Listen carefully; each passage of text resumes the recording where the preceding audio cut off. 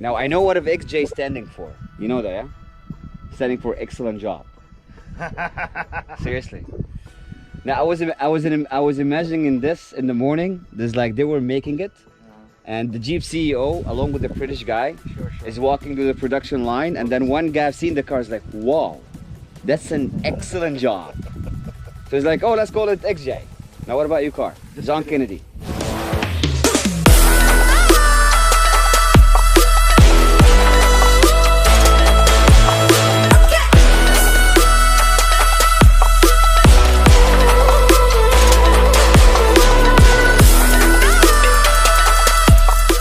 Yeah, hello everyone, happy new year if you're watching this in the new year.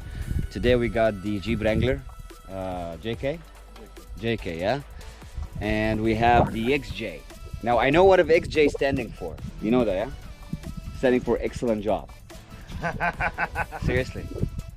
Now I was imagining this in the morning. There's like they were making it, and the Jeep CEO along with the British guy is walking to the production line, and then one guy seen the car is like, wow, that's an excellent job.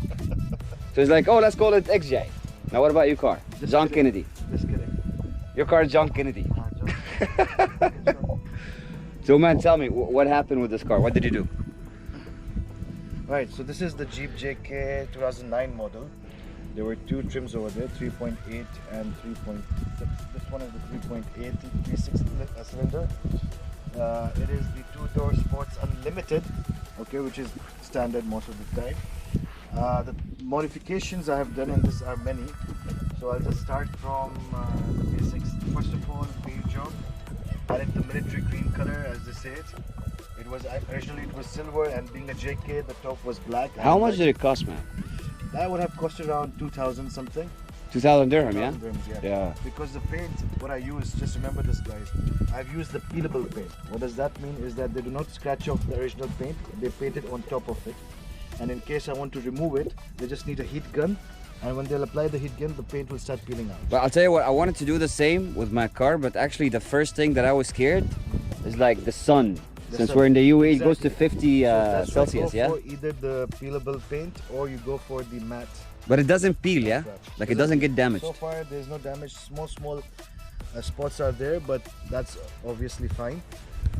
If you go for the regular paint, which is scratching off the original paint and putting that, then there's no point, because when you off-road, there are branches, as you can see over here, there are stones, so there will be a lot of scratches. But so basically this one looks good, and it also protect the original paint. Exactly. And that's the thing nice. is, because it doesn't have a shine, it looks like a wrap as well. So at night, it looks very beautiful. Oh, definitely it doesn't have a shine. Even if it has, it doesn't have now. Exactly. You know, as I say, if your Jeep is not dirty, that means you're not using Jeep the right way. Simply put. Yeah. Well, mine is dirty, but it looks better. That's why it doesn't look dirty. Got it. Fine. I believe you. But man, honestly, the first thing that I notice about your Jeep, which is I see it every day, is the front look. Yeah, let's It looks like a buggy, but like a big buggy. All right. What I'll do is I'll start from the front and go till the back. Please. All right, in modifications, and the reason why I did it, because some people think I just got it done just to put extra money, just to make it look aesthetically good, but there are reasons behind it as well. Now let's start with this one. Now usually you get the fiberglass bumper. I generally call it plastic. It's this big, and sometimes it's too low. With this one, it's a steel one. When you're off-roading, especially when you go up or down the slopes, because it's short, it does not hit the sand. You don't touch the sand. Second, you don't need a protective under there, or do you have like? See, if you want to get it renewed, you legally on the road, you need fiberglass. Fiberglass. You can't get the car passed with this pure steel. Because you'll kill people. Protect the pedestrians. The thing is that I hardly drive it on the road. I just take it to the desert, so that's why it's fine.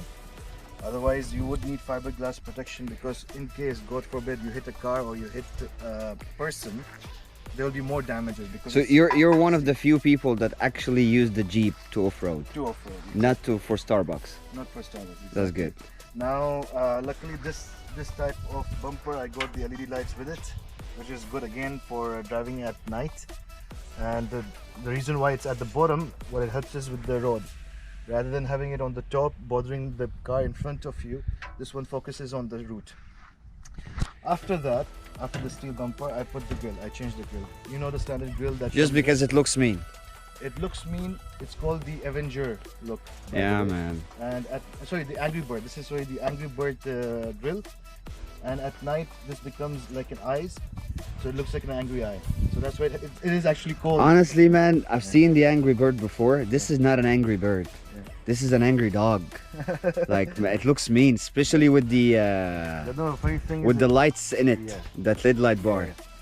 And yeah, I got this one again. This was included with it. It honestly is not giving me any benefit at all, especially because this one is a powerful one. This is just a standard LED. It looks good at night. Now the reason why I got this one is because it has bigger grills, so air goes in faster than the standard one. The standard one is like, I think, this small, so this one has extra air holes. Yeah. It's not air, that much open. Yeah. Apart from that, I got LED lights. Ah. Okay. Basic 200 dirhams. By the way, this one is like you can say around 400 to 500 dirhams, the grill. Bro, you need to polish it though. No, you don't need to. If I just get it clean, it will be perfect. See? Oh, yeah. So these are LED lights, alright. Usually this model that I have has dual lights, as in it is white and it's purple. You can find it in any store if you want. I can check. You can check if I can find it online. We'll share the links below. It has dual lights. The good thing is it's LED, so at night, even if you don't have this can help you to some extent. Not completely, but it can help you to have a better view rather than the standard lights, which is the halogen ones. Completely useless. And the thing is, they heat up really fast. Yeah. I experienced that. This one being LED hardly heats up at all. Then comes the bumper, the hood. Sorry. The meanest, the meanest hood, look. This design is called the Avengers design because of this pop-up thing. Maybe because it looks like a shield. Yeah. It really looks mean. It looks good. It does, man. Especially from the front, it fits. It fits so much with the with the grill and the bumper. Exactly. And the reason why I got this bumper, if I can show it to you on the side, if you can come. It got the air vents, yeah. Exactly. So if you can see from the sides 1, 2, and 3, and then if you zoom on the side of the hood as well. And even if you put your hand now, you will see there will be hot steam coming out because I drove the car. Actually, yeah. Because these Jeeps, And here also. They are American. Usually, most of them are American cars. Jeep Wrangler. Man, I wish they make the same for XJ. Like seriously. No, there would be. You need to find, or you can. To be honest, You can fabricate one. If you go to Sharjah, you can fabricate and make holes, make it look meaner. Now, it's advisable to have this because see, Jeeps tend to be always hot. Yeah. And that's the standard. That's the way they are. So it's nothing bad about it. But that means the engine is always heated up. So if you're off-roading and driving it at the same time, it's better to have more vents so that it can take out the heat from there. Yep, true. One important thing for all Jeep Wranglers is this thing. Now the standard one is rubber, but this one is not rubber. If you can see. Yeah, just open it. Yeah. So it's all steel. And it got a lock inside also. Yeah, exactly. Yeah. Now what is the difference is that a lot of people will notice if you drive a Jeep Wrangler on the highway, let's say above 90 kilometers per hour, the rubber one starts moving because it's flexible. Yeah. What happens is your hood will start moving like this. That's scary. Exactly. So if your rubber, if your stock lock is old or the rubber is going to get messed up because of the heat, it might fly. So it's always advisable to have something like this proper lock so they don't move. So the hood will fly and your will be gone. Yeah. Like Hood super pan. gone. Yeah. Exactly. Now if you want me to, and then this the fenders. Yeah. Okay. No, the fender looks good, man. Honestly. Yeah, it was really hard to find, but the fenders. This one has LED lights over here, which also become a signal lights as well. When you put the signal, yeah. Now if you can see, they are slim. The reason being that when you're off-roading, sometimes your tires tend to go up and down depending on the terrain. Yeah, the clearance is so good, man. It gives you massive clearance. Otherwise, if you go for the stock one is literally this big. You'll break it. So in case you make a mistake and you hit the ground, it's going to hit the fender. And it's gone. And it's gone. So that's the reason get a slim one if you want to off-road multiple times. Also, the standard thing that every off-roader does is basically lift the car up. How much? How many inch? 2.5 inch. 2.5 inch. Yeah. Mine is 3.5 inch, but it doesn't look that much lifted. Because your car is lower. The stock one is lower. It's like a normal SUV. Because see, one thing you need to understand: these two guys, you can say, are twins, but different. In the sense Yeah, that mine is better. when they were introduced. No, I'll admit to that because I'll tell you why. Because see, when that was introduced, it had the same chassis. The only difference was it made into a cabin mode, more aerodynamics, as you can see. This one has shitty aerodynamics. Like if the wind is if the wind is coming towards me, my RPM goes at 5-6. Shit. Literally, like at high speeds, I have to literally fight with the Accelerator, gas. yeah. Exactly. So let's get back. What's the bad side of this car? Okay, should we stop the modifications? There's more. There's more. We just started from here. We just Man, when I made a video about my modification, it took me like 2.5 minutes. See, it's basically like as I told you, the best rule is don't just go and buy a modified car. I personally am against it because then you do not understand what was modified, why was it modified. I got this car stock, and then I started finding out issues I was facing off-roading because I like to drive on the desert versus the what do you call the mountains. Yeah. So I found out, okay, I need height, I need more air, more vents for the air to get heat to get out, air intake. So And that's how you should do it. Yeah, you should Exactly. you should know what's exactly needed. So when you Yes. put modification, Exactly. you know which part is doing what. Not like just buying a modified car knowing absolutely nothing what's going on under the car. True. So now we were talking about the suspensions, 2.5 lift. So I got the Blistine, what do you call this again? I forgot. Ballastine. You know, Blistine, not Ballastine? Blistine. Long live Ballastine. Yeah, inshallah. So Blistine, just for people who do not know, Blistine is the recommended suspensions for BMWs as well. So when I use this, a lot of people told me. But why do you have the cover on? I don't have a cover on it. Yeah, see, for me, it's honestly. You put that? It's a love and hate relationship. Now, I don't like it being there, but the thing is for me, because I'm in the desert, look at how dirty it is. But if you see that this is shining. So it's just going to increase the longevity of the suspension. That's it. At least there's no sand If you will don't- go if you inside don't the oil wanna do it, chamber. It's up to you. The suspension, these off-road suspensions, Blistine and all, they are honestly really good quality. So they already last longer. Yeah. But this is, you can say, I'm just giving it extra months to survive. Yeah. I had to, of course, change the coil springs also to get the lift done. Then the bumper stop over there, if you can see. Oh, you got a bump stop? Yeah, bump stop.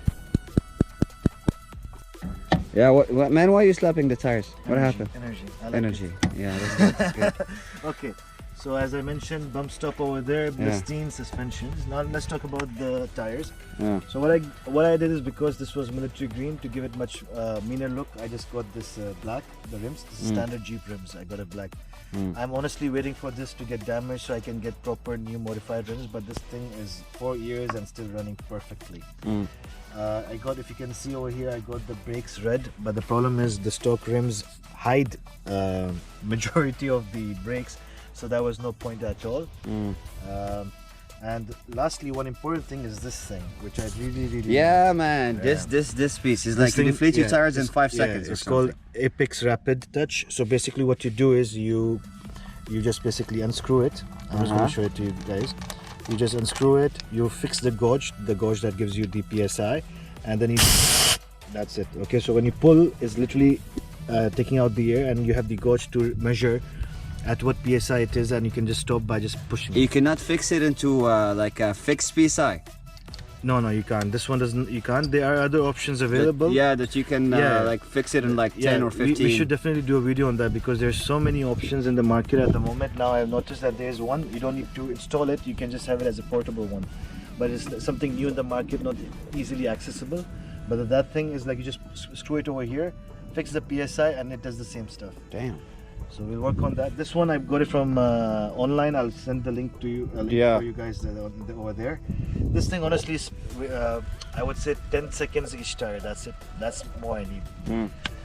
Apart from that, let's go to the engine. Final part. Exactly. Nothing great done here, but what I did is, And that's a dildo. Okay. yeah, exactly. This is the air power cold intake. Damn. Now I highly recommend this because it helps the car to pick up really fast than the standard air filter. The standard air filter is like this small. It comes with the with this its own housing, yeah? Yeah, own housing, the whole. So from here till this box is, you purchase it at once.